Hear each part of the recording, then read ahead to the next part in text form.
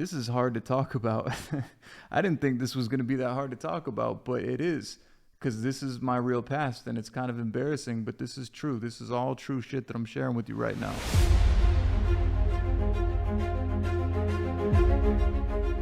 I'm going to tell you guys about some real shit in today's video. Some things that you don't know about me and that you probably never would have if I didn't open up and tell you this. And honestly, that's kind of hard to do. You know, it's hard to be vulnerable sometimes. It's hard to tell other people how we really feel because most of us are afraid of being judged. I think that a lot of us hold back what we really want to say, what we really want to do sometimes because of the humility aspect. So first of all, I hope you guys like the new setup. This is the new studio. I'm trying to get kind of a podcast thing going on in here for future projects. I want to be able to do interviews, talks with the guys, talks with other people. I think we could make some really fun content like that. If you enjoy all the content that I've been bringing to you and that me and the guys have been creating, slap that like button down below. It really lets us know that you're supportive and that you're here with us throughout this journey. And it definitely helps. It really does. So thank you for supporting us and watching these videos. I've come a long, long way to get to where we are right now as a channel, and I've had to go through pretty hard times in the past that most of you don't know about. I actually started this channel when I was a security doorman at TJ Maxx. I had just gone through a divorce. I was paying child support for 2 daughters, and I could barely afford even to keep gas in my car. There was a point in time where I'd find myself with $15, $20 on a Tuesday, and I didn't get paid until that Friday. And I was trying to figure out how much money should I put in my gas tank to get me to and from work, and then how much would I have left over. And I would literally try to figure out how many items off of the dollar menu that I could order to have lunch for the rest of the week. And my mom's boyfriend at the time was cool enough to open up his door to me. I was sleeping on a couch in a living room. I didn't have my own bedroom. My clothes were kind of like in storage bins. I didn't have any camera equipment. I was using my cell phone. I didn't really have any good microphones. I couldn't afford anything like that. So I was literally making these YouTube videos just using my cell phone camera and the built-in mic on the phone. And I was trying to make like motivational videos. I was trying to make product reviews. And the reason that I was trying to make motivational videos is because when I had hit rock bottom, when I was at that really hard point in my life, just to give you an example of what it was like, there was times that I might wake up at 2 or 3 in the morning. You ever have that gut feeling like someone's stabbing you in your gut? You got to go to the bathroom so fucking bad. And I didn't have a bathroom of my own at the time. You know, the bathrooms in that place, they were inside of bedrooms. So if I wanted to use the bathroom, I would have had to literally like pound it on the door, woken people up 3 in the morning. And the closest gas station was like 20 minutes away. So either am I going to make it to this gas station that might be closed right now at this time of night to go to the bathroom, or we're going to find another way. So I would literally, this is hard to talk about. I didn't think this was going to be that hard to talk about, but it is, because this is my real past and it's kind of embarrassing, but this is true. This is all true shit that I'm sharing with you right now. I would literally take a 5-gallon bucket from outside, and I would put a garbage bag in it, and I would go out back in the backyard, and that would be my toilet if I ever found myself in that scenario. And I remember very clearly one night that I was sitting out there on my toilet, and I was looking up at the stars, and I was looking up at the moon, and I was thinking to myself, like, how did life come to this? You know, like, how did life get this bad where I don't even have a restroom to use?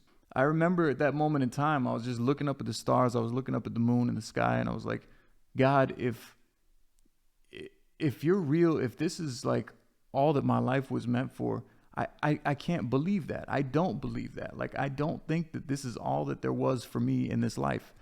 And I remember having those moments, and even then, you know, even in those really tough times, I would think to myself, you know, there's going to come a time where things are going to change. Like, there's going to be a day where things are going to change.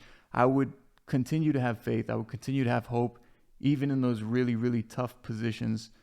Even when I was going to a job that I hated, like a 9-to-5, being micromanaged, sitting in these fucking meetings with people that I didn't care about, you know, just, I hated most of the positions that I was in because I was doing work for other people that I didn't even really want to do to begin with.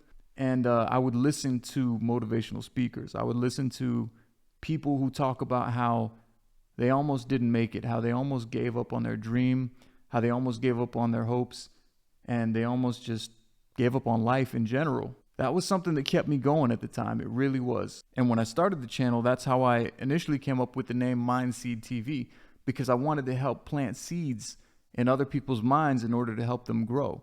I wanted to inspire other people, to make people realize if you're stuck in a life that you do not enjoy, if you're stuck in a life that you're so unhappy with and you're miserable on a day-to-day basis, there's got to be a way to change that. That's where MindSeed TV came from. I wanted to plant seeds in people's minds to help them grow. And when I started this channel, the quality wasn't there. I didn't have the equipment I have now. I was doing whatever I could. But in the same sense, I was sitting here trying to tell people how to build a better life for themselves. Meanwhile, I'm sleeping on a couch and shitting in a bucket. And, I realized that was really hypocritical of me. That was, you can't tell someone how to fix something that you haven't even figured out how to fix yourself.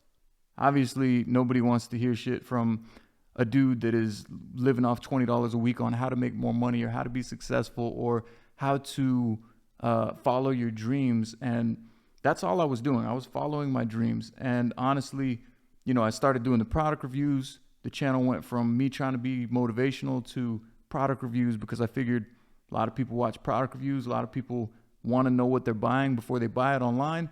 I started doing that. The videos started getting better. I started making a little bit of money from like affiliate programs and other things of that nature. The views from YouTube, they were making a little bit of money, not a ton, but they were making a little bit. And I just kept grinding, working, making product reviews, making these videos until I saw that I was making more from YouTube and the affiliate links than I was at my 9-to-5 that I literally fucking hated. I would go into that place and feel suffocated. I felt like every day that I was there, I was losing a part of me. So I finally reached a point where I had to take a risk. I had to take a chance. I had to say, okay, this is it. This is the breaking point. It's either all or nothing. I'm either going to dedicate my entire life to making this channel become successful, or I'm just going to give up and quit right here and accept that this is the way that life is for the rest of my life and die feeling like a failure because I never took that chance. Those were my options in my mind. I gave it a chance, and I gave my 2 weeks notice at my job, told my boss I'm going to be out of here. I'm going to focus on building my own business. I'm going to focus on building a video production company. I'm going to focus on this YouTube channel. I'm going to make this work. I'm going to make it grow no matter what. And that's what I did. And even at that time, I had family that was telling me, don't do that. Don't quit your day job. Think about the security aspect. Think about the health benefits that you're going to lose if you quit this job. You need to have a fallback position. And the truth is, they weren't saying it because they wanted me to fail.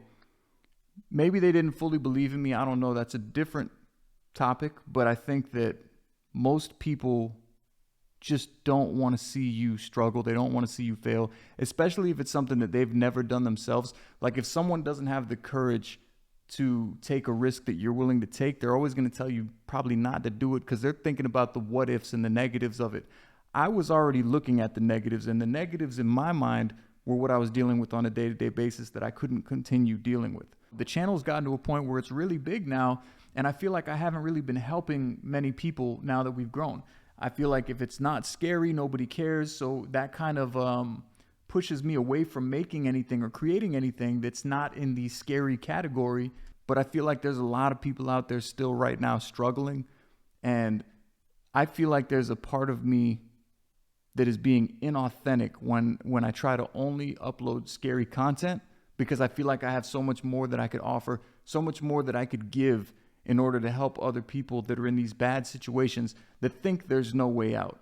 And that is part of my focus for this video right here. But there's also a lot of things happening right now behind the scenes that you don't know about. And I feel like you deserve to know because you've been following the channel, you've been supportive, and you should know I am nervous as fuck about this meet and greet. I'm nervous, straight up. I'm nervous about it. I've never done anything like this before.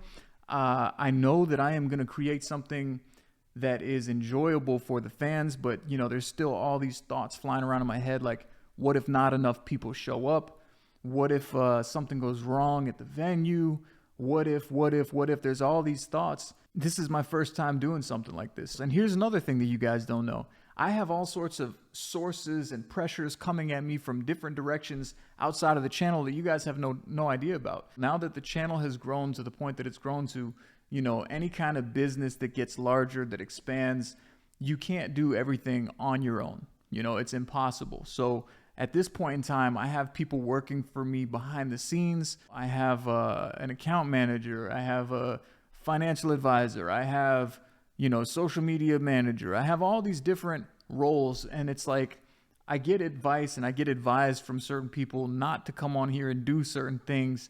And I don't think that they really understand. I don't think there's any cruel intention behind it. I don't think they mean it in a bad way, but I don't think that they understand that me being an artist, me being creative, like anytime that you tell me not to do something, I feel trapped. I feel pressured. I feel trapped in a box.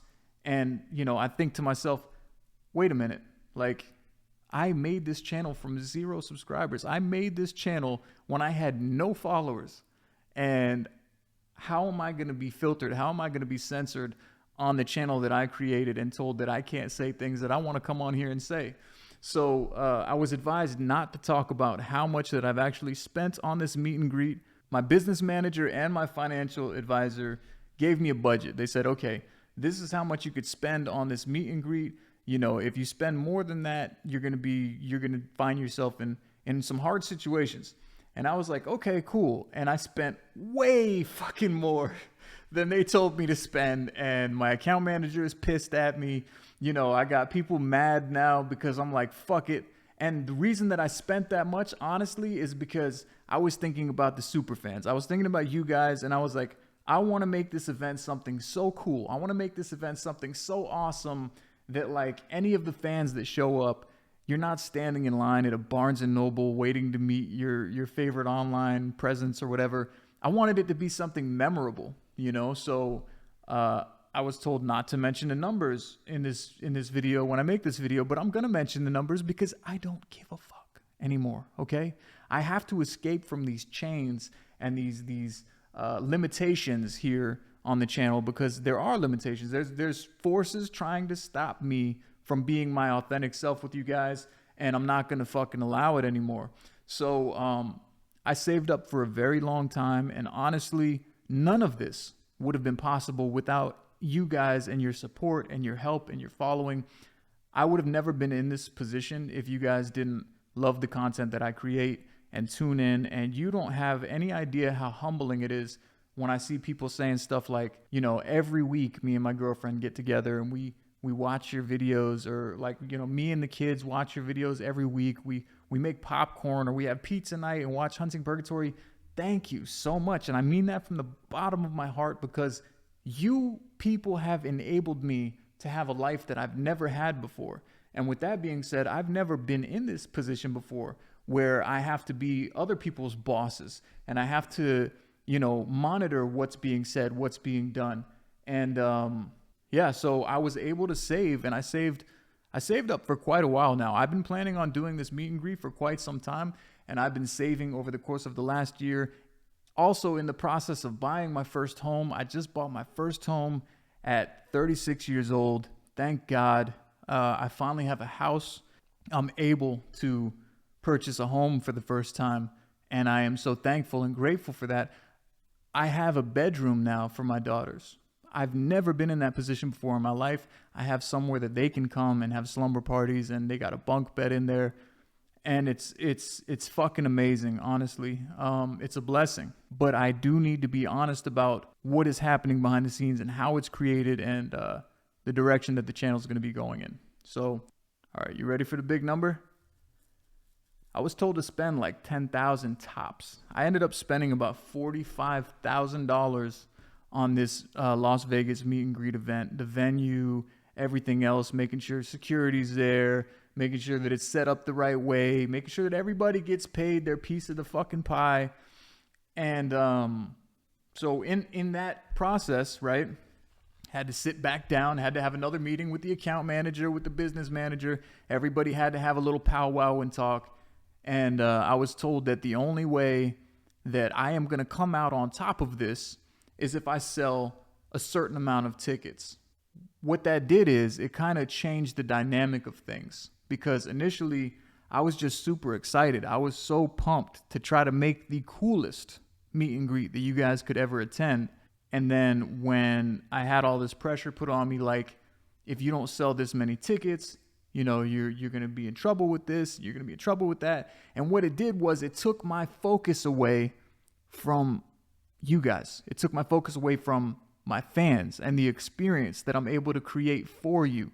It became more of a numbers game, to where I'm like, well, if I don't sell this many tickets, then I'm operating at a loss. Or if I don't sell this many tickets, then, you know, the channel's in trouble, or whatever the case is. And to be real with you, I caught myself and I said, you know, this feels wrong. This doesn't feel right. I was laying in bed thinking about it, and I'm like, why am I so focused? Why am I so nervous on how many tickets sell versus just looking forward to meeting the people that want to meet me, looking forward to meeting the people that want to meet the guys in the crew, and, you know, the people that want to come.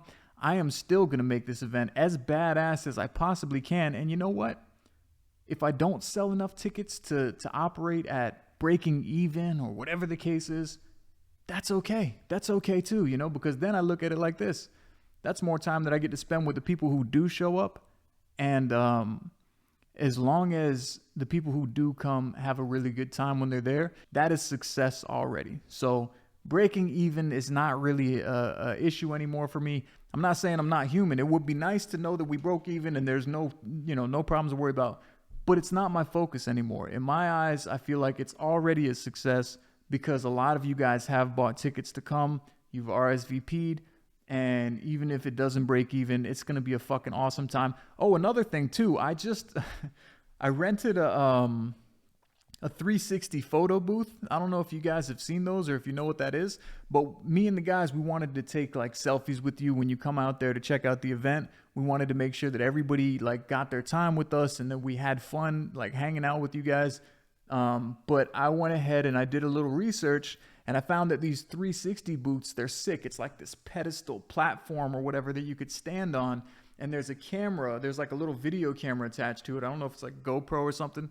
But the platform like spins slowly or fast or however you want it to go. The platform spins so that like the camera stays on you, but the whole room, you get to see the whole room around you. And I thought that would be a really cool idea to be able to get on that with the fans and like sit there with you and like take in the whole atmosphere when we're doing selfies and stuff like that. So I did rent one of those. There will be a 360 photo booth so that we can do selfies and room atmosphere, stuff like that with every single person that does attend. So if you are attending to the event, it's going to be cool. That's all I can say. It's going to be cool. There's a lot of things that I'm in the process of doing right now. I actually have to fly to Vegas in about 5 days, and I have to go check out the venue in person. I've seen tons of pictures of it. I've already put the money down, the deposit, but we have to go there and kind of like draw up some blueprints of how we're going to make this haunted house theme work to where it feels like almost like a universal attraction or something. You know, we're trying to make it like a Halloween Horror Nights because it is on Halloween weekend. So I want you guys to feel like, damn, this was sick. I came to Vegas and went to the fucking MindSeed TV Halloween fucking horror venue and met up with the crew. That's the experience I'm trying to give to you guys. So I have to fly out there in 5 days. I'm going to be there. I'm going to check out the venue, and I'll probably record some footage of it so I could upload it to the channel and show you, because I'm done. I'm done like feeling pressured so much behind the scenes and not telling you guys what's going on, because I feel like it almost makes it like a disconnect between us. You know, it's almost like I'm not just a YouTuber. I'm one human being trying to do all these things at the same time. Also, as far as Hunting Purgatory goes, I know most of you that are watching this right now, if you are fans of the series, I appreciate you. Thank you so much for supporting in the series that I've created. I work with some really awesome guys. I work with Colton and Tanner, as you know. It's the best crew that I could have. I'm grateful for them. They travel with me everywhere. And we do constantly hit the roads, and we are constantly living out of suitcases in order to film these seasons. And I don't know if a lot of people realize this, but there was really no downtime between season 2, season 3, and season 4. And you know, as much as we do travel and as much as we do stay overnights at places and and we're away from home, when the team does split up at the end of the day and the guys go back home, I'm the one responsible for editing the content that we've recorded while we were out on the road and stuff. So what happens is I end up spending like days and weeks in these really dark, abandoned, dusty places trying to, talk to the dead and capture some kind of paranormal activity for you guys. And then I get home and I'm stuck editing those same dark, abandoned, miserable looking places. I'm staring at a big screen in front of me while I'm editing. And sometimes it takes 50, 60 hours a week in order to complete one of these episodes. So for the last 2 years, between season 2, 3, and 4, it's like I feel like my brain, I feel like my mind never really gets to leave those dark places. I'm in them filming with the crew, and then we go our separate ways, and then I'm home and I'm back in those places editing, looking at this content over and over and over. And one thing that I can say is it's made me pretty depressed at times. And it's not because I don't enjoy what I do. It's not because I don't enjoy doing the paranormal investigations. But being so constantly busy, being the one in charge of the editing, being the one that's constantly traveling and doing the filming and everything, it's let me just put it like this. I have 2 beautiful daughters. One of them is 13 and one of them is 7. Maybe a lot of you don't know that. Some of you probably follow me on Instagram, so you might know that. But over the last 2 years, I have not been able to see them very often at all. And that alone makes me feel so sick to my stomach. It's like I've worked so hard to get a place where I could have a bedroom for them and they could come be with me and stuff. But daddy's always busy. Daddy's always on the move. Daddy's always on the run. And those 2 years go by so fast. It's like things have changed in both of their lives that I didn't even get to be there for because I'm always filming, editing, traveling. And, my little one, her name's Jade. She's got glasses now and she's so proper. She's growing up so quick. She's 7, but she's like more proper than most adults I know. And she is so fucking sweet. She's like a sweet little angel. And my older one, Audrey, she is like wearing all black now. She's got the goth look going on, dyes her hair different colors and shit. And she's a little badass. She is. And it's like they both miss me so much and I miss them so much. But I'm just trying to keep bringing content after content after content. So the thing is, there will be a season 5 of Hunting Purgatory. Absolutely. And also we're going to be working on the sequel to Broken Contact coming up. But, when I say thank you for your patience and I haven't uploaded something in a week or 2, I genuinely mean it. Like, thank you so much for your patience. Thank you for being so supportive. But after season 4 comes to a closure, we have a couple more episodes that we'll be releasing from season 4. There is going to be a little bit of downtime between season 4 and season 5. And to be honest with you, I need that. I need that downtime for my own mental health. I need that downtime to spend with my kids, with my family, my friends that I don't really get to see. I have isolated myself from the world to try to keep bringing season after season after season. And if I don't get like a break from that, I'm going to be no good to you guys as a content producer. I'm going to be no good to you guys at making these seasons because I'm just going to get burnt out and quit. And I don't want to do that. I don't want to do that. I want to keep bringing you more of the content that you love and that you want to see. There's no seasons on TV or anywhere else. You don't see like The Walking Dead finish a season and then 2 weeks after they're done with the season, it's like, hey, season 11 is dropping. It's not realistic, And after season 4 ends, I do have other projects that I want to get into that require a bit less traveling. It'll allow me to see my kids more. I need that time for me, for myself, for my own mental health, and for them. For those of you who have been supportive of the scary stuff, and for those of you who found the channel as a scary channel, I thank you for supporting that. And I really hope that you've grown to like me enough as a YouTuber and as a person to support me during this transition after the season finishes. There's also going to be a Hunting Purgatory marathon that I'm going to run. So anybody that's new to the channel that hasn't seen some of the scary stuff from like season 1, season 2, the whole month of October, I'm going to be uploading an episode every single night. And also there will be some new episodes of Hunting Purgatory in the mix as well. So those of you who are all caught up with the seasons, you've seen every single episode, don't worry. There's going to be a few new ones dropping throughout October.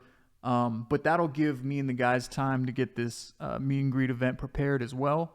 You know, we got giveaway stuff. We're giving gifts out to every single fan that does attend the event.